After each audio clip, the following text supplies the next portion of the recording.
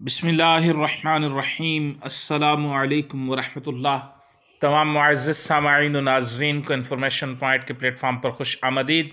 سامعین و ناظرین، ہماری آج کی ویڈیو کے اندر ہم جانیں گے شب قدر کی نبوی دعا۔ شب قدر کی نبوی دعا سیکھیں گے۔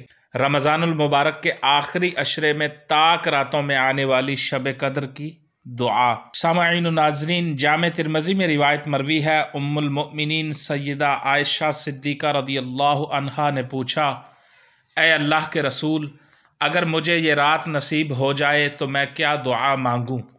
آپ صلی اللہ علیہ وسلم نے فرمایا، تم یہ دعا مانگو، اللہم انک عفو تحب العفو فاعف عنی۔ اے میرے اللہ، تو معاف فرمانے والا ہے، معافی کو پسند کرتا ہے، سو مجھے معاف فرما دے۔